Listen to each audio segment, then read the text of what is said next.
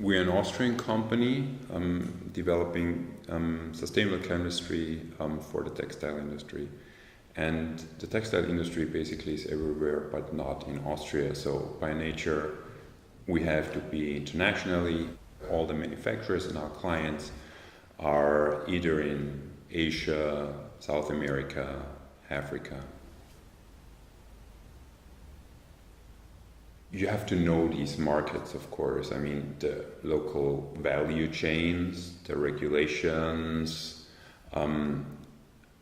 also the commercial practices, because they can vary from country to country. This helps a lot. So yeah, I think you have to gather a lot of more knowledge than you have to do by acting on your home markets, because this is what you understand usually, what you're familiar with. And by entering these markets, especially in our case, that are really far away with totally different cultural backgrounds, legal systems and frameworks, you have to study that. That's one thing. That's the more theoretical part and the preparation or doing your homework, right? The other part is getting access to these local value chains and also the key players, because you usually don't understand how these markets works, right? Or commercial practices. They may vary quite a lot from what you're used to. So this is something that you focus on. In our case, we try to approach this issue by hiring someone that has a lot of experience in this specific industry, in our case the textile chemical industry, and has worked in some of these major, most important countries that we're working with.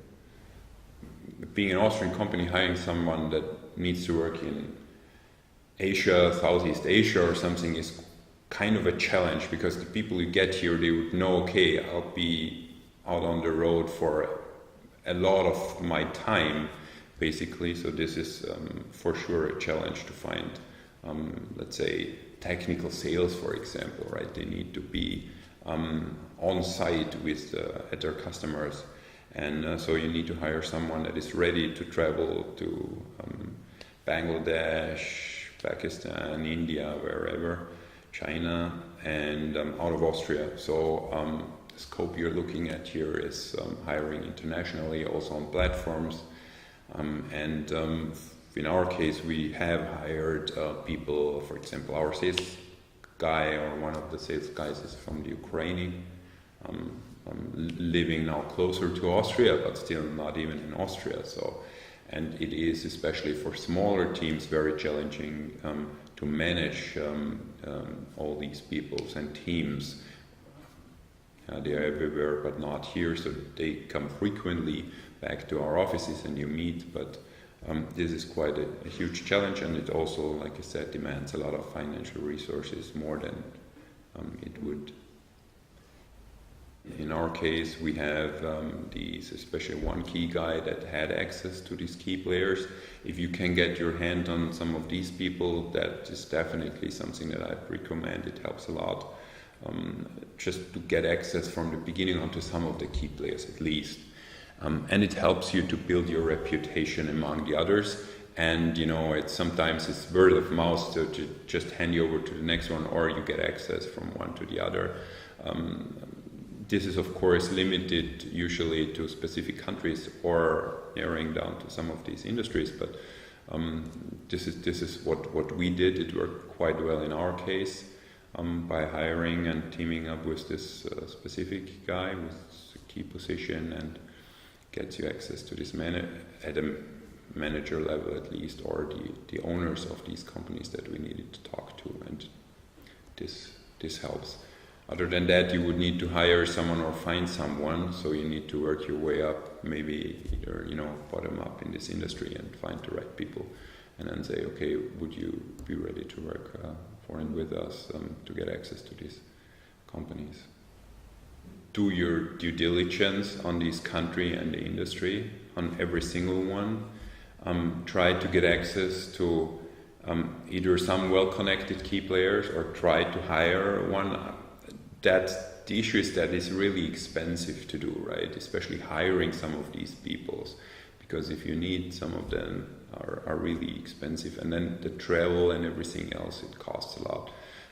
But if you get your hand on some of these people, then try to motivate them to join your team or just hire them. And this is for sure one thing.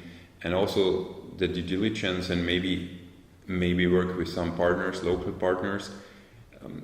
If you do local partners, again, do your due diligence also on every single of these partners. That's tough. You can make mistakes here, and you don't know their reputation, you don't know how they work with, whom they work with, but be very diligent with what you're doing here. So go out and prepare yourself, questionnaires, whatever, standard questions, go out and try to get every information and challenge this information. Because if I'm asking anyone in, I don't know, India, they'd say, well, I'm the biggest and the best, and the same is true for China, and everyone does that.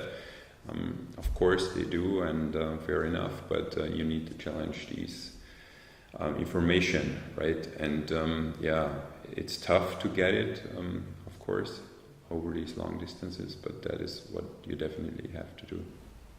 At least on this level, it helps a lot if you try to bring these companies together and maybe join and help the one or other with the standardized processes or due diligence processes or access to key players, so that you'd profit from the work that someone else has done. And this is what I think is for sure helpful.